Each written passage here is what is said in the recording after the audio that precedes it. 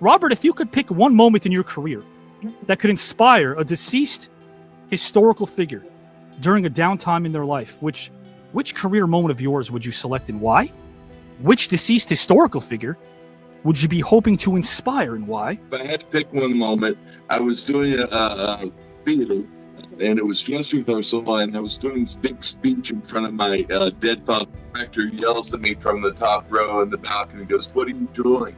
I said, "I'm talking to my dad. What do you think I'm doing?" And he's in heaven. You talk to him up there. And the minute I did this whole thing just sort of washed through me in it. And I realized, look to the heavens, man.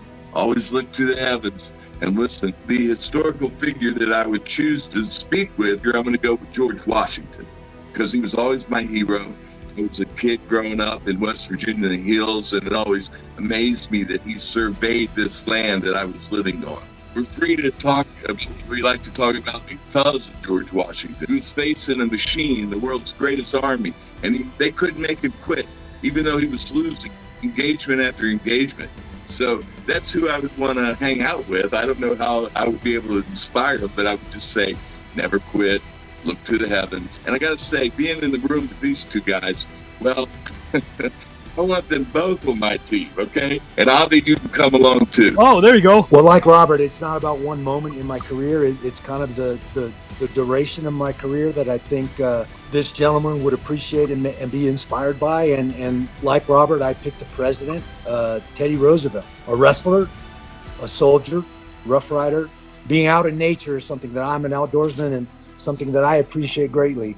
And so having that man step up and secure a bunch of these places in our country as national parks is something that I was inspired by and really appreciate. Coming from a single parent household, my mom raised three of us by herself with very little support.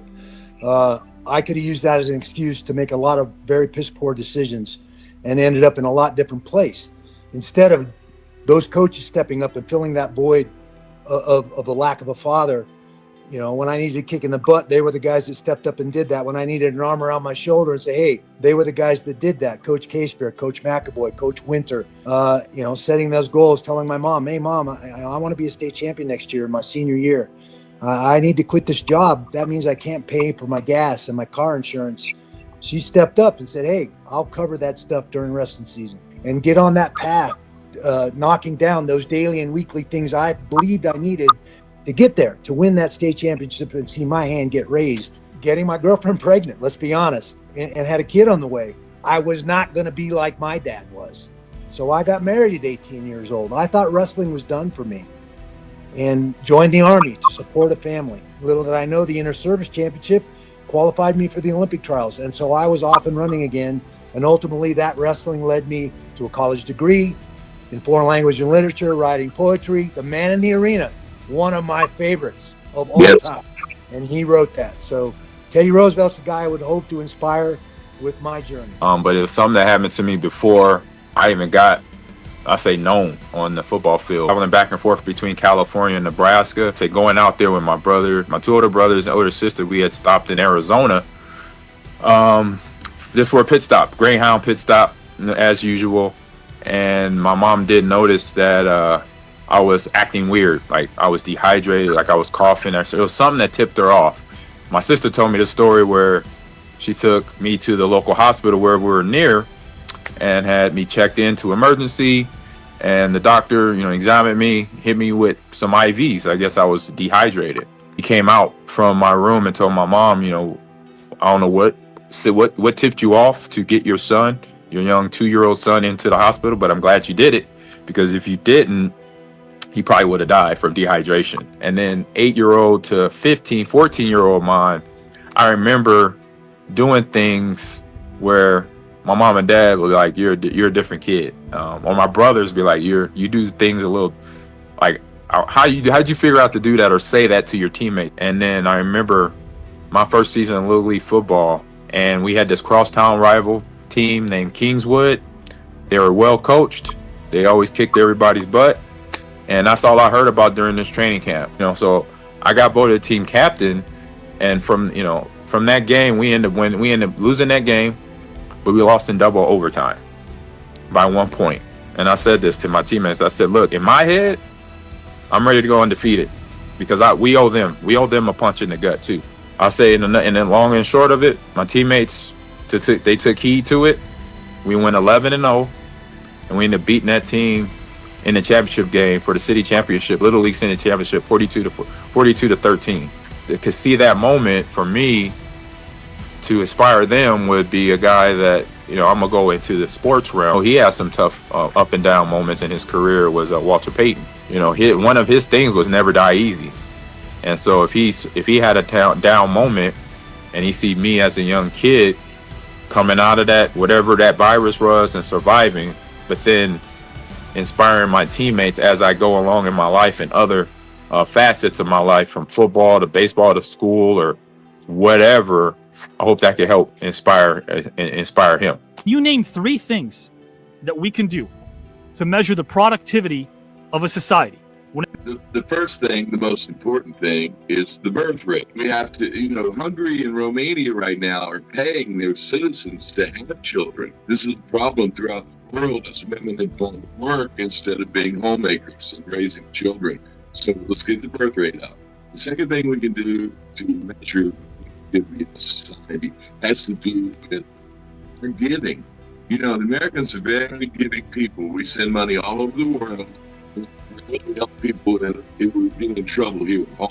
Just go look at a GoFundMe, for instance. People get into trouble, and next thing you know, there's $350,000 in an account from strangers. And so we need to be able to make people care. But at the end of the day, you still have to just take care of business. Give as you have been blessed, right? You want to others, say no. Sure, I'll say for the first one, to be honest, I gotta agree with Robert in terms of, like, he definitely dug into some numbers of in terms of the birth rate. I say for us, we have our families, we have kids, and you want to try to leave the earth in a better place.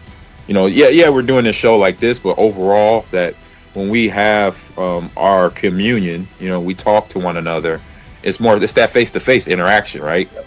And I think Avi also mentioned, talked about the short form communication through videos. Usually things are short form, 8 to 10 seconds, and then boom, and you move on to the reel that's in your Instagram or TikTok or whatever.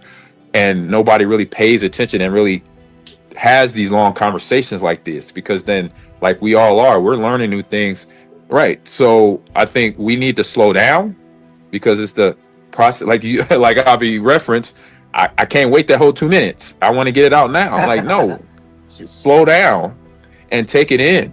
Take in information, take in the process for me. And then number 3, again, it's like, fix yourself first. I got a good friend of mine. I was helping him through a little dilemma with him and his kid's mother, and I found out real fast that they both had things within them that were broken. Deal with your stuff first. Deal with your demon. If it's demons, if it's triggers, fix them.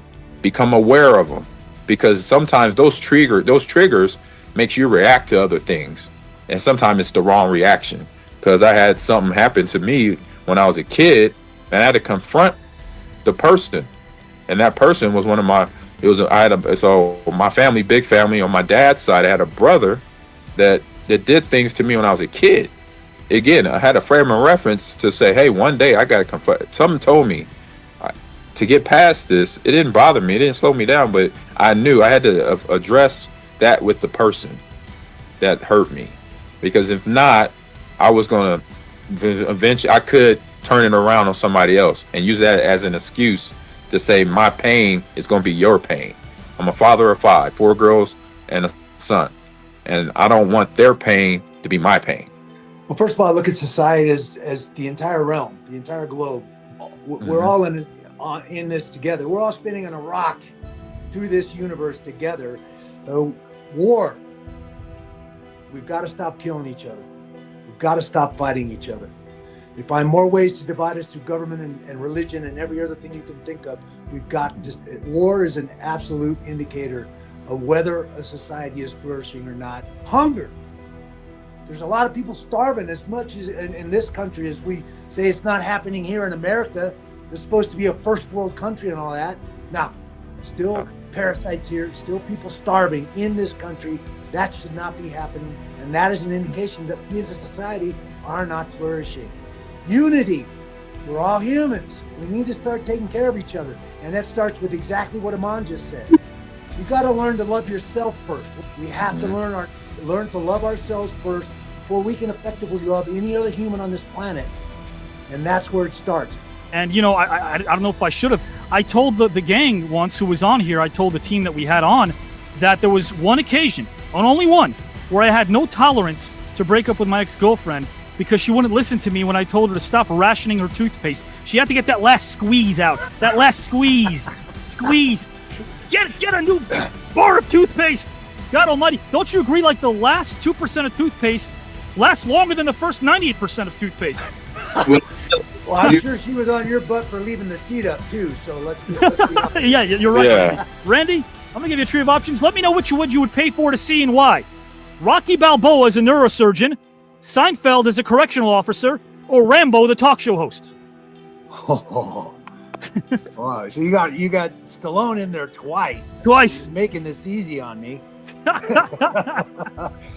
I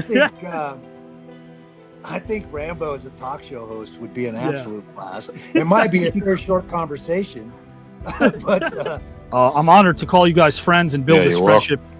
Yeah, from the ground floor. Pleasure. Because Thank you for creating a platform where we can actually do this. And yes, this is a digital platform, and we're kind of bashing on the digital world.